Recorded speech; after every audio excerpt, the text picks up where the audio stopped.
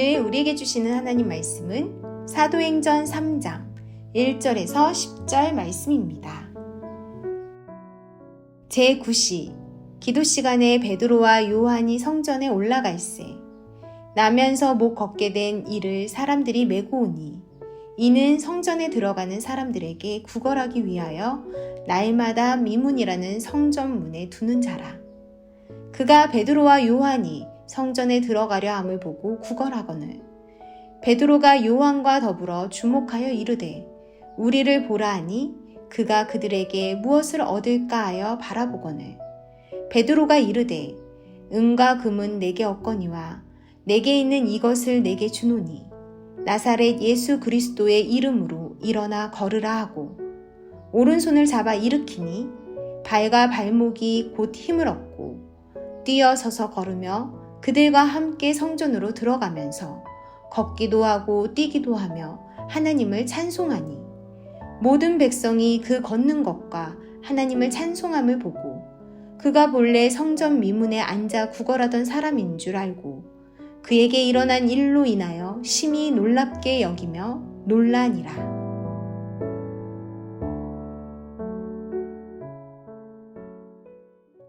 베드로와 요한은 예수님의 12제자로 3년 동안 함께 있으면서도 가까운 사이는 아니었습니다.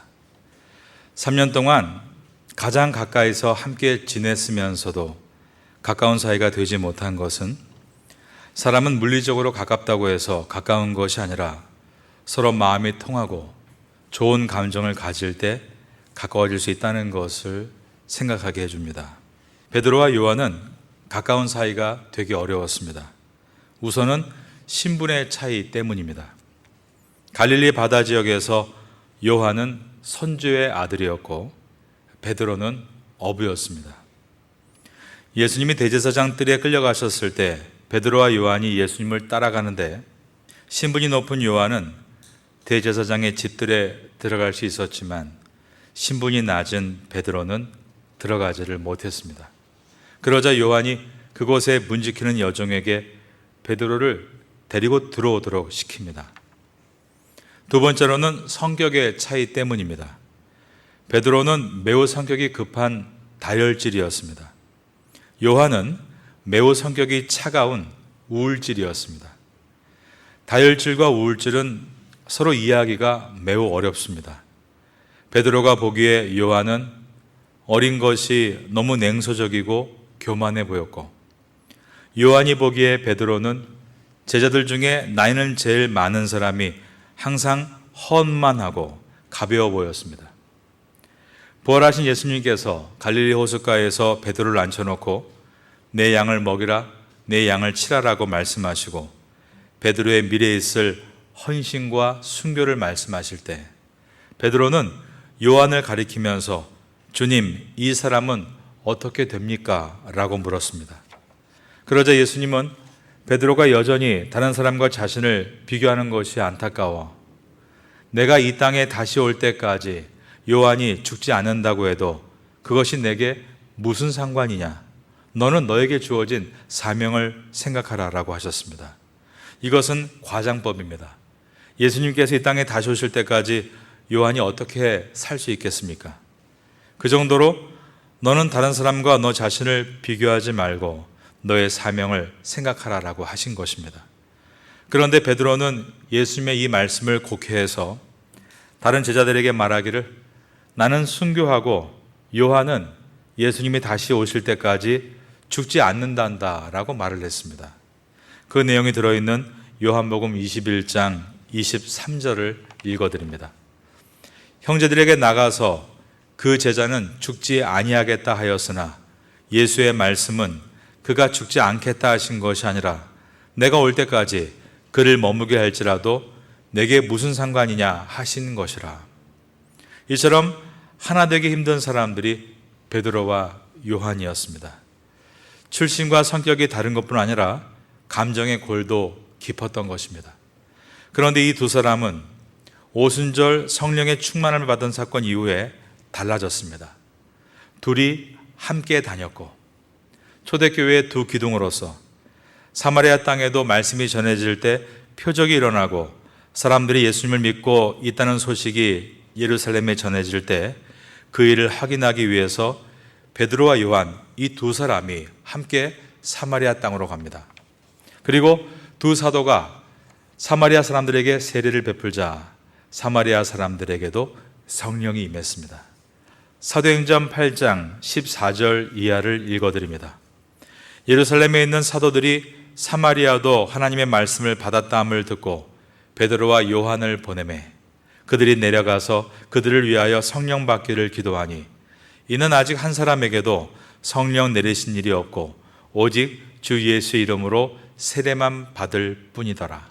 이에 두 사도가 그들에게 안수하매 그 다음 저를 따라 하시겠습니다. 성령을 받는지라.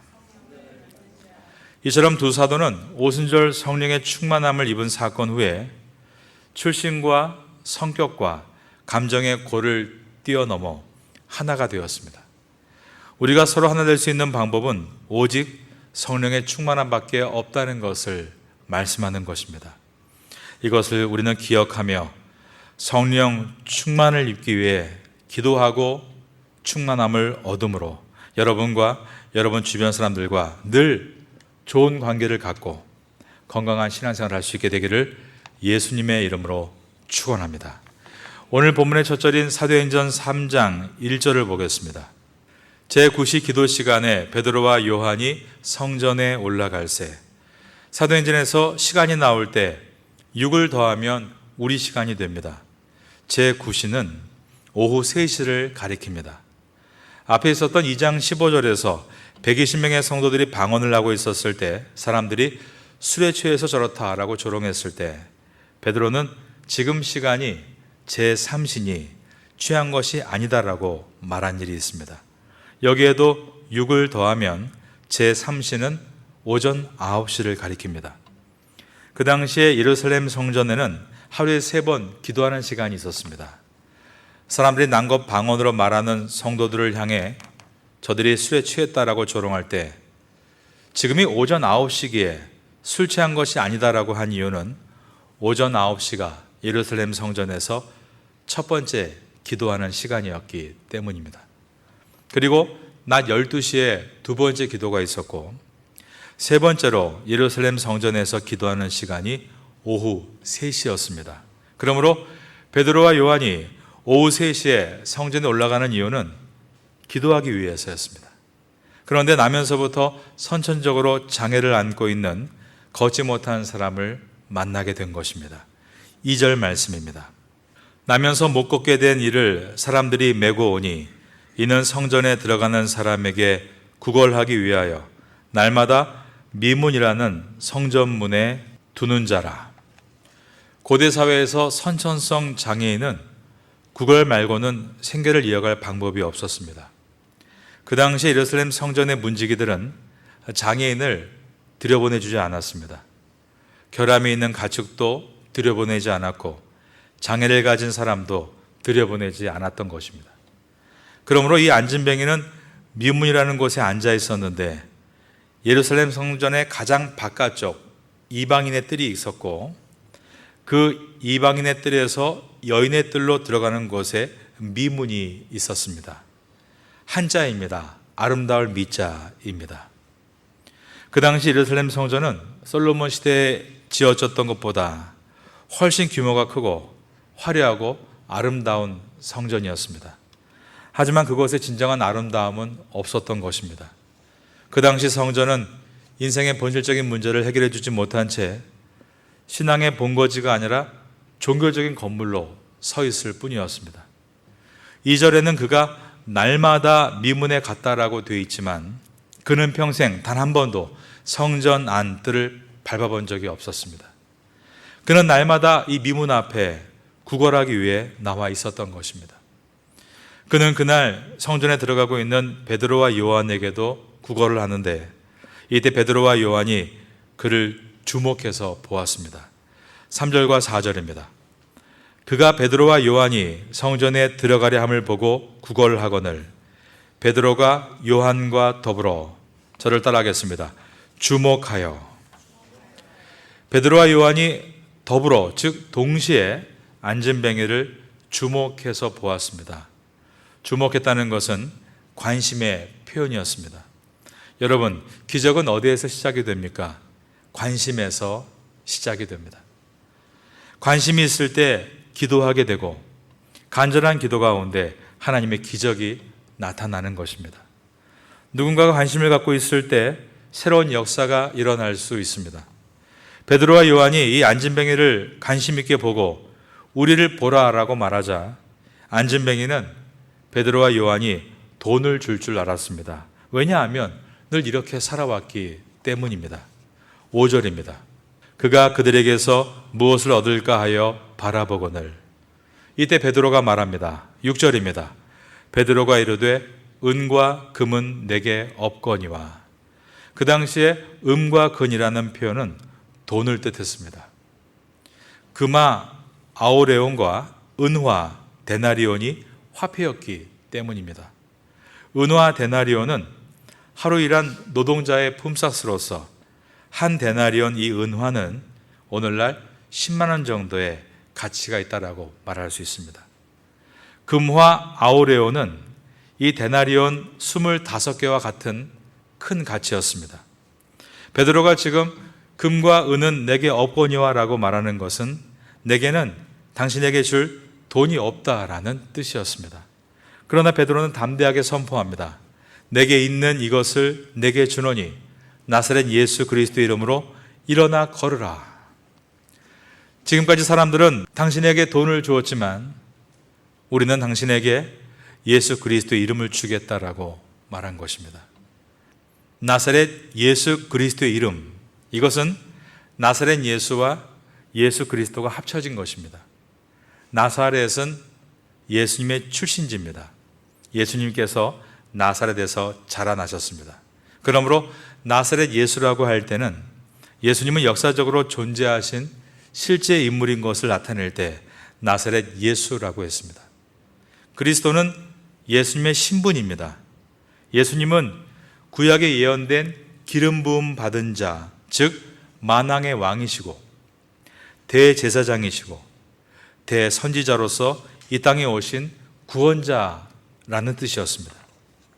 그렇기 때문에 나사렛 예수 그리스도 이름으로 라는 말은 역사적으로 이 땅에 오셔서 온 인류를 구원하신 구세주 예수님의 이름으로 라는 뜻이었습니다. 베드로가 예수님의 능력을 의지하며 선포하는 것입니다. 왜냐하면 오직 예수님께만이 능력이 있는 것을 그들은 알고 있었기 때문입니다. 여러분들도 어려운 일을 만났을 때, 또한 어려움을 당한 사람을 도와줄 때, 담대한 기도를 해야 할 때 예수님의 능력을 의지하는 믿음을 가지고 나사렛 예수 그리스도의 이름으로를 선포하며 기도하시고 일하시고 사역하시기를 주님의 이름으로 축원합니다. 제가 아는 태국 목사님 한 분이 계십니다. 그분은 어려움을 당하는 성도들을 위해서 기도하실 때마다 나사렛 예수 그리스도의 이름으로 명하노니라며 꼭 기도를 하셨습니다. 나이 프라남 공프라 예수 그릿 차오 나사렛. 그분은 이처럼 나사렛 예수 그리스도의 이름을 의지하며 승리롭게 목회를 감당해 나가셨습니다. 우리도 우리의 힘은 약하지만 우리를 구원하신 나사렛 예수 그리스도 이름으로 나아갈 때 승리하게 될 줄로 믿습니다. 7절을 보겠습니다. 오른손을 잡아 일으키니 발과 발목에 곧 힘을 얻고 나사렛 예수 그리스도 이름으로 선포하며 오른손을 잡아 일으킬 때 발과 발목이 힘을 얻은 것입니다. 나면서부터 선천적으로 걸을 수 없는 안진뱅이가 다리에 힘이 생겨서 일어서게 된 것입니다. 사도행전은 의사였던 누가가 기록한 말씀입니다. 저는 그래서 7절을 읽을 때 의사였던 누가가 느꼈을 놀라움을 묵상해 봅니다. 의사가 보기에 이것은 불가능한 일인 것입니다. 그런데 예수님의 이름이 선포되자 불가능한 일이 가능한 일이 되는 불가사의한 일이 벌어졌습니다. 그가 어떻게 일어났는가 하면 번쩍 뛰어 일어났다라고 되어 있습니다. 그리고 걸었다는 것입니다. 8절입니다. 뛰어서서 걸으며 그들과 함께 성전으로 들어가면서 걷기도 하고 그 다음에 보니까 뛰기도 하며 하나님을 찬송하니. 여기에 쓰인 시제가 미완료 시제입니다. 계속해서 걷고 그리고 뛰었다라는 것입니다. 한 번도 서보지 못한 선천적인 안진뱅이가 튀어오르듯이 일어나서서 걷고 뛰기를 반복한 것입니다. 주님의 능력에 놀라지 않을 수 없고 주님의 은혜에 감사하지 않을 수 없는 것입니다. 우리 주님은 그러한 능력의 주님이십니다. 우리가 어떻게 그 주님을 놀라하지 않을 수 있겠습니까? 여러분들은 날마다 매 순간마다 그 주님의 능력을 놀라워하며 찬양할 수 있는 성도가 될 수 있기를 예수님의 이름으로 축원합니다. 교회는 은, 금, 즉 돈의 힘을 가지고 일하려고 할 때 진짜 주님의 일을 할 수는 없습니다. 교회는 하나님의 능력을 의지하고 나사렛 예수 그리스도 이름으로 일해 나갈 때 놀라운 주님의 일을 할 수 있는 것입니다. 우리 파테아 선교교회는 무슨 일이건 세상의 힘을 의지하는 것이 아니라 오직 나사렛 예수 그리스도 이름을 의지하고 승리하는 교회가 될 수 있기를 바라겠습니다. 예수님께서 하신 말씀입니다. 요한복음 14장 14절에서 내 이름으로 무엇이든지 구하면 내가 행하리라 라고 말씀하셨습니다.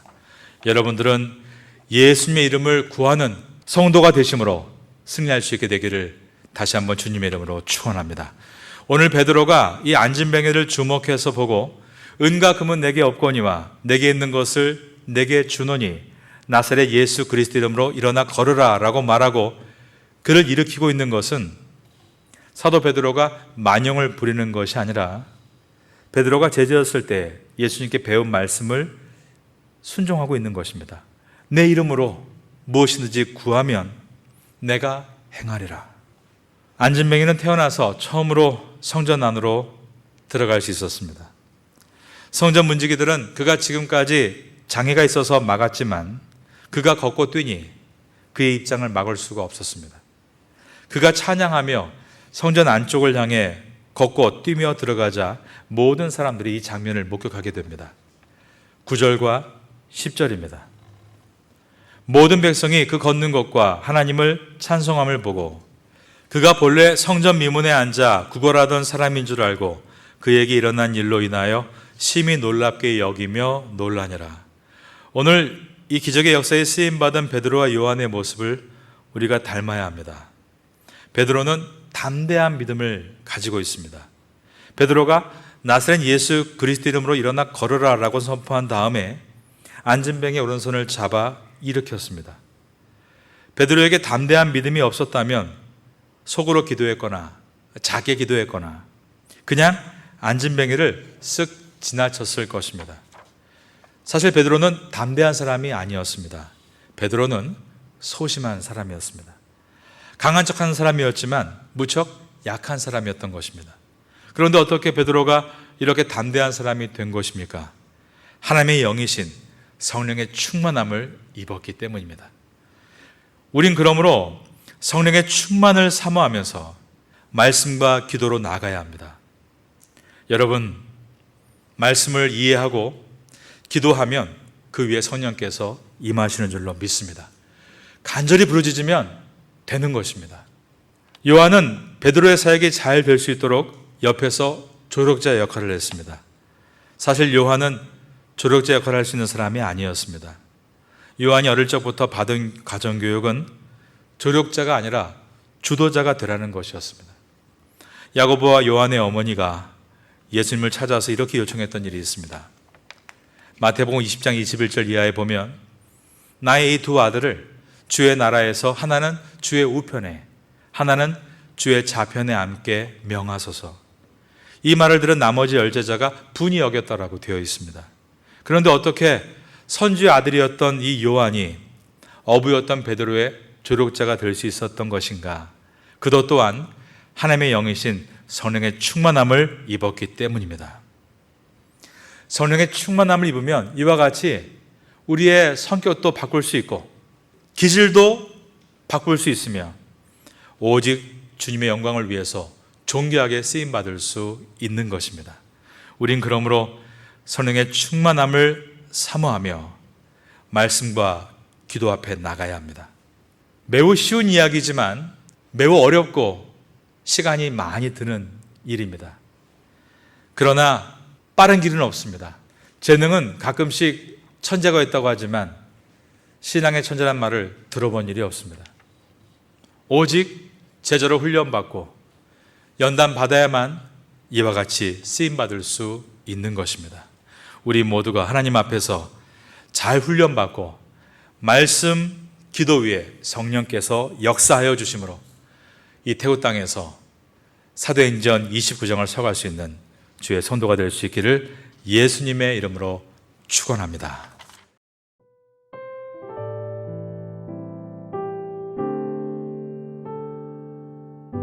지금은 함께 기도하는 시간입니다. 6월의 공동 기도 제목은 첫째, 하루의 첫 시간을 기도로 시작하게 하소서. 둘째, 직장에서 학교에서 기도로 시작하게 하소서. 셋째, 예레미야 애가와 사도행전을 통해 기도의 능력을 배우게 하소서. 넷째, 6월 13일 구역장 1일 수양회를 통해 기도에 불이 붙는 은혜를 허락하소서. 말씀을 붙잡고 기도하는 귀한 시간 되시기를 소망합니다.